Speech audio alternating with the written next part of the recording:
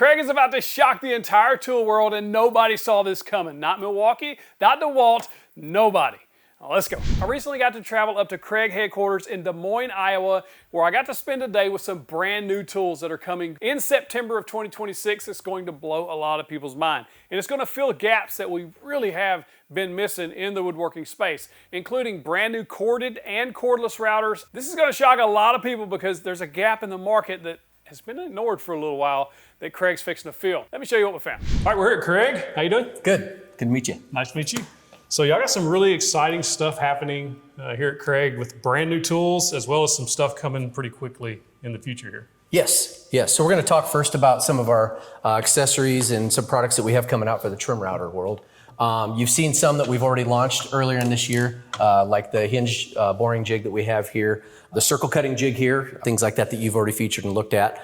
So a couple of new products that we're bringing in are a plunge base that will work with both the cordless trim router that's on the market now and with one that's launching this fall here, which is a corded AC 1.25 horse trim router. We're kind of excited about this. This base is basically going to help us, as we brought the trim routers onto the market, expand on some of the capabilities of what you have. So a lot of times if you're doing some plunging, some sign work or things, you can kind of see there's an adapter there if you want to use the template guides and things like that. So you've got the ability both for using it for that and plunging to the 3-position depths that you have on there with the turrets, as well as being able to do sign making, circle cutting. And that's why I did also show it on our circle cutting jig here, so you can kind of see that instead of having to lower in each way and adjust on each pass as you go through, you can go ahead and just set the turrets to your depths that you want to go to, plunge and go. So this is a nice router base. I like that it has the circle guide, but it also has the edge guide that you can put underneath. Yep, absolutely. Gives you a lot more control. Yeah, and so on its own, as you know, you can do up to 15-inch circles, but then when you add the extension bar, of course, that's a little more control, and you can go up to 52-inch circles. So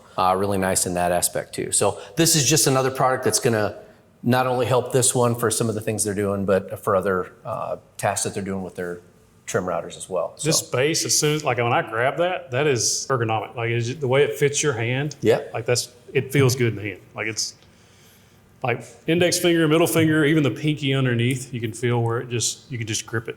I like that. Good to hear. Feels good. This one is an earlier one that we've gotten in, but that will have a gauge here as well too for being able to see your depth that you're going to, and you'd essentially move this in your position of where you want to be. So that's going to be coming up, like I said, in the fall. That'll be launched along with this trim router. We're looking, as we looked at that, we saw quite a few on the market. There's a lot of 1-horse trim routers on there, and they're starting to grow in some of the 1.25 horse. So we want to make sure we're looking at that for a little more power as we looked at that too. So pretty happy with that and where we're going to land on that too. This one will come with a fixed base? Yes. With an optional? Yes. This is the base for it. So size-wise and as far as the accessories that come with it, it's going to be very similar to the DC version that's on the market now, the cordless. So just a little more power and of course that 8-foot cable on there. So, which is kind of a nice segue for a next product we're going to look at here. In the instance that someone wants to use their trim router and primarily use it in a table, like all the time, corded trim router would be great for that. They don't even have to worry about it. It stays plugged in. They don't have to be charging their batteries all the time. But one of the things that's really, really nice about having a table like we're coming out with this is our dock and go trim router table, is that we wanted to make it an easy transition from if they're doing freehand work with their router to be able to go ahead and put it in the table if they want to do small pieces like this. As you know, as you're trying to balance this router on a little piece, you got your hand not necessarily where you want to have it in for safety. So a lot of times if you get a router table, it's just a lot easier for control of your part if you have it like that. So that's why we want to develop something like that. That's also using the same base plate that we've already put on the market, because again, that's just adding another feature. They've got circle cutting capability. You know, it's dock and go. You can take it out, cut some circles in a project, some tables, however you want to do it, and then go right back into it too. So some of the features that we have on this, aside from the compact size, we know there's a lot of woodworkers that sometimes they're working out of a corner of a garage or corner of a room. They don't have a lot of space. So we want to make sure we use it for the space to be able to do the project, but it doesn't take up too much. So it is offered in both a full one like this with the legs on it. You can see there's some holes down here in the flange on the stand where they can screw it right down to a bench if they want. It's also offset about 1.5 inches. And you can see the countersunk holes on the back of it there. Oh, that's a good idea. You could kind of just screw right down to a 2x4 or a piece of wood, and you could clamp it right onto a bench. Yeah. As well as there's some holes on the back here. If you do have the one with legs, but you want it mounted on a wall or something like that, you could go ahead and screw through there too and give it some. Onboard tool holder, so you can use this cone is for centering your router on here. This, of course, is for your circle cutting pin locator. And then you've got a hex wrench here that you're able to use for there's 4 levelers underneath the plate that you'll be able to get it flush where you want it on that too. So another added feature that we put in here is this flip up bit guard. So I don't know if you've probably experienced that a lot with it. Sometimes you're moving it out of the way as you're changing bits or moving out of the way to do something. Some people take them off and we don't want them doing that either. So we wanted them to be able to go ahead and flip it up out of the way and then put it back for safety when they need it. So you can kind of see it's just a friction fit down in here, and there's a rubber gasket kind of back here that you can tighten and loosen. You just want to get that so it's a good secure fit as it goes in. And then because it's dock and go, you take it out, you're going to do your work that you need to do. If you go like this, and you can move right back in. So let's say you've got a big panel you want to do, and you're not going to try and move that through here. Yeah. So you can take this out, you can do an edge, and then go ahead and put it back in like this. And you're ready to go. It is. It is. I like the fence. Like, it feels good. Yeah, It's like that is a little bit of a material. change. We've used a lot of MDF materials and different ones like that in the past, but we looked at doing some injection molded plates on the back there. That allows us to be nice and flush. We also have some dust relief a little bit in there, to be able to kind of go through that too. And then it does also have dust collection on the back here that's kind of at an angle in case they do mount to a wall or something like that. They're able to go ahead and still get a hose on that and try to pull some of that dust and chips in that sense too. So yeah, we're pretty excited about this product. I think it's going to be a nice fit. This is when we talked earlier about people in different portions of their journey. This is something that I feel is going to be great for people. You remember when you got your first router? It's pretty intimidating, that first one. And so you get that and then you start building on that. But I think this is a product that it's going to still grow with people because I don't know how many stations you use in your shop, as you're going to different things. But sometimes it's nice to set something up. You can do your task on that and you've got another station here. So as they grow, they can either still do all their work on here or this can become a little more of a specialty station, however they want to use it. And still be able to just take that out, dock and go and use the router as they need it. So is this out yet or is it coming out? This is coming out in September. Okay. Price point on this? Do you know It's going to be $149 for the full table with legs and $99 if they're just going to go with the top, fence, and plate. That's a good price. $149 for what you're getting. I think it's a good price. Does it come with a plate or is that separate? Yes, it comes with the plate and the handle here. Basically, for $149, everything that you see here, except for the router, of course. Right, yeah. Yes. Yeah, I like it. That's a good price. I like that. It's a nice little table too.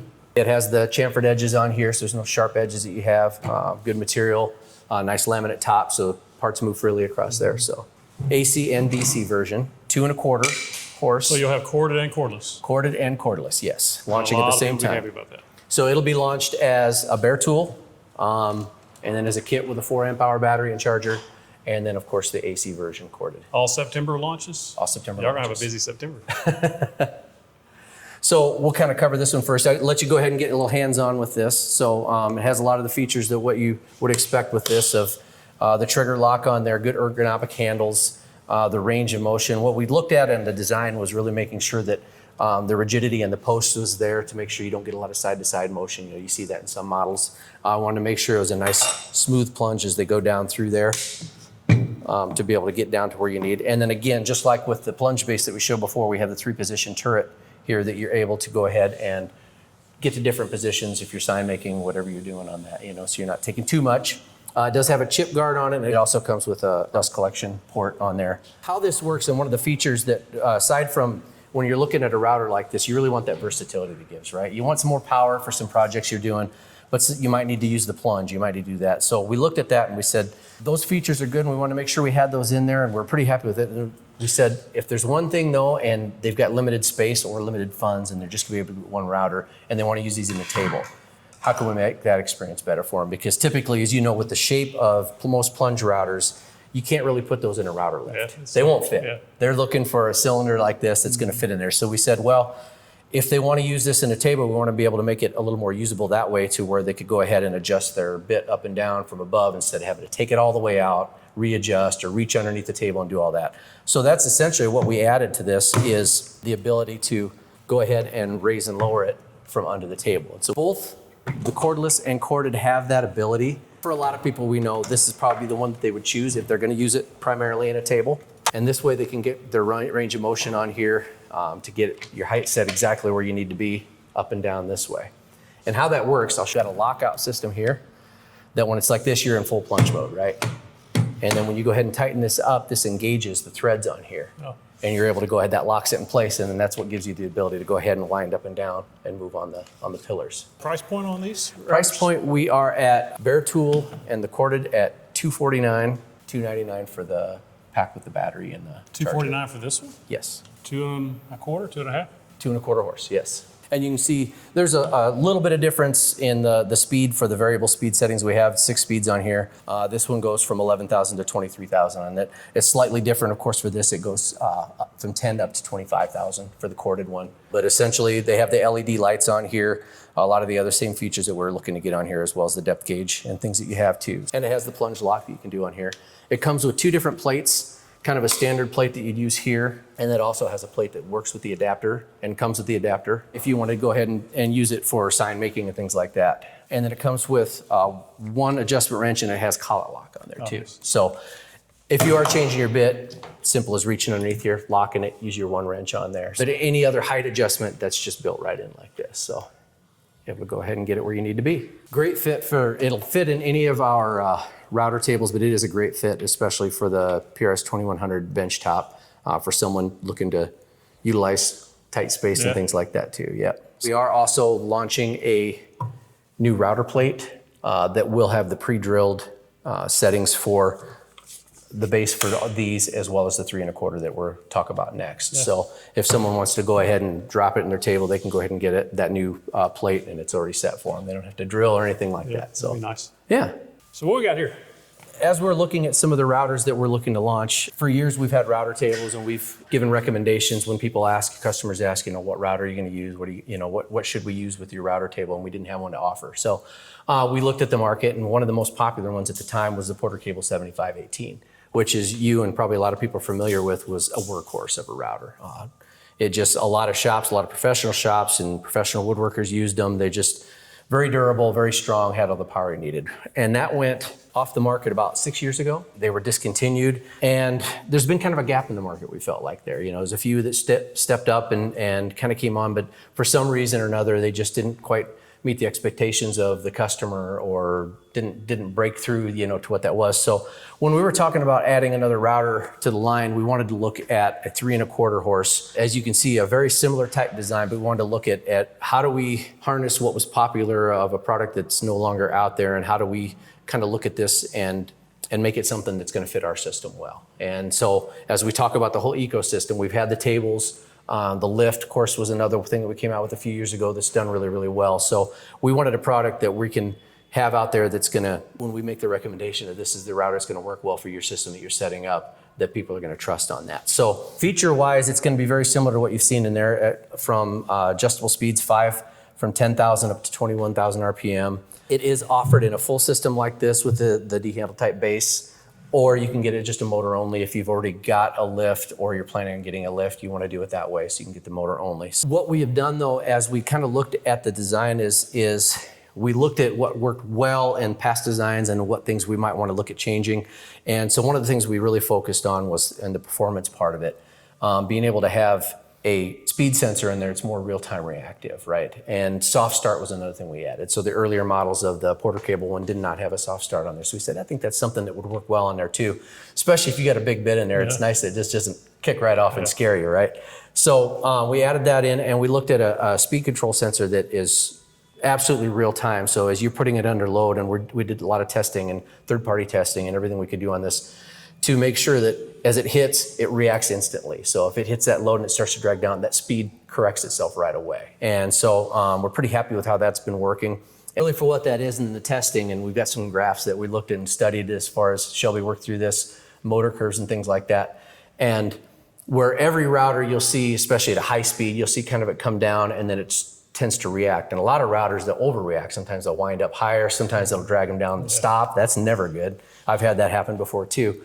And so what we wanted is something that's going to stay a lot more consistent, because as you know, if that speed slows too much or it changes your flow of how you're doing, that's when you get chatter. That's when you get snipe on the end of boards, and then you're sanding constantly or cutting off or ruining a piece. And so we don't want that. So we wanted something that's going to stay real consistent. So when they make a cut all the way across the table, it's smooth and nice all the way to the end. So kind of what we've worked on that. This system here, I think you're able to go ahead and set if you wanted to adjust depth on here. It does have the gauge on here, similar to other models that you've seen like that. We do also have an adapter on here if they want to use it with. It's not as easy as a plunge router if you want to use it with template guides, but it can be used that way too. It has an adapter with that. Comes with a 2-wrench system, set wrenches for changing in and out of the table that way too. Really just overall, we wanted to make a solid product that performed really, really well. Really kind of filled in that gap in the market right now. Yep. All right, so you were saying like on y'all designed your router so that the speed control and the switch control were on the front side, and the older, like this Porter cable is on the back side, right? Yeah, kind of on the top, but it's underneath. It's kind of underneath, hard to get to. Yeah. So now just for comparison, we'll run this through. This is one of the Porter cables, 7518s. This is how we were kind of doing some of our testing. So we kind of saw that, looked at what we wanted, you know, as far as feature-wise and performance-wise, what we wanted and where areas we can make some improvements on, so.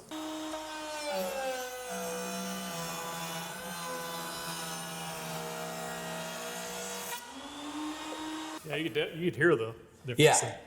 Yep. So you can kind of see, and as I was pushing through, I hit different points on there, but it still cuts really well and things, but you hear more of a delayed reaction and how the speed control caught up and did that. And so that's one of the things that we focused on as we did that too. So.